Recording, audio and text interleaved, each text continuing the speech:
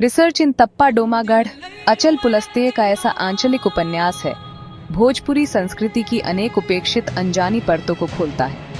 आज राष्ट्रवाद के दौर में पुलस्त्य राष्ट्र की सांस्कृतिक विविधता को प्रस्तुत करने की कोशिश में एक मिजो युवती लल्लीम पुई की नजर से भोजपुरी संस्कृति और परंपराओं के समझने की कोशिश करते हैं।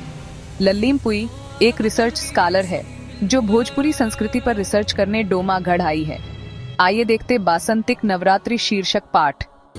काजल के प्रोग्राम के अनुसार लल्लीम पुई लाल मेखला चद्दर असमिया साड़ी जो 2 टुकड़े में होती है पहनकर भोर में ही देव की सोखा के घर पहुंच गई, जहां पहले से ही कुछ लड़कियां हाथ में लाल कपड़े से ढकी डलियां टोकरी लिए दरवाजे पर खड़ी देवी गीत गा रही थी, जो आगे चलती हुई घास, खरपतवार, झाड़ियों, पेड़ों पर खिले सभी प्रकार के बासंतिक फूल जो दिख जाते उसे चुनकर डलिया में रखती चल रही थी। रास्ते में जब कोई घर पड़ता तो भीख मांग लेती, कोई देवथान पड़ता तो फूल चढ़ा देती। पुई के लिए यह दिव्य अनुभव था।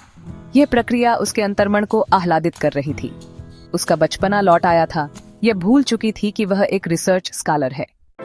फूल चुनती, भीख मांगती लड़कियां काली थान, शीतला थान, देई थान होते हुए करीब 8 बजे वामती माई के थान पर पहुंचकर बचा खुचा फूल चढ़ा दिया। फेंकू ने उन्हें देशी घी में बना हलवा खिलाकर विदा कर दिया। यहाँ से लौटकर पुई काजल के साथ सोखा के घर चली गई, जहाँ चंपा से इस अनूठी परंपरा के बारे में पूछना चाहती थी।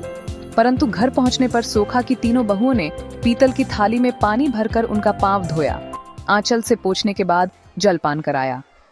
पुई का मन एक दिव्यलोक में विचरण कर रहा था, परंतु चाय पीने के बाद वह अपने रिसर्च स्कॉलर के रूप में लौट आई और परंपरा के बारे में पूछने लगी।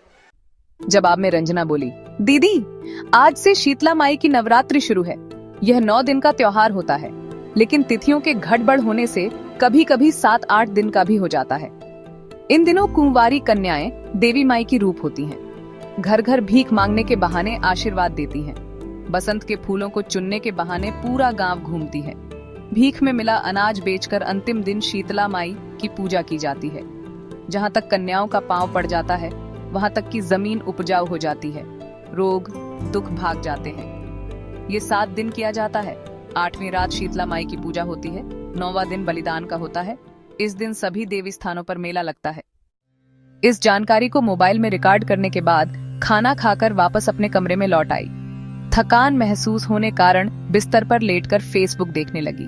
भारतीय नववर्ष, हिंदू नववर्ष, नवरात्रि की बधाइयों, संस्कृति के मंत्रों, पूजा विधियों, देवी मिम्स की भरमार थी, जिन्हें देखते समझते सोचने लगी, स्त्री स्वरूप देवी के इतने पूजकों के बावजूद आखिर स्त्रियां प्रताड़ित कैसे हो जाती हैं? जब किसी स्त्री का शीलहरण, हत्या होती है तो यह पूज्य भाव कहाँ चला जाता है?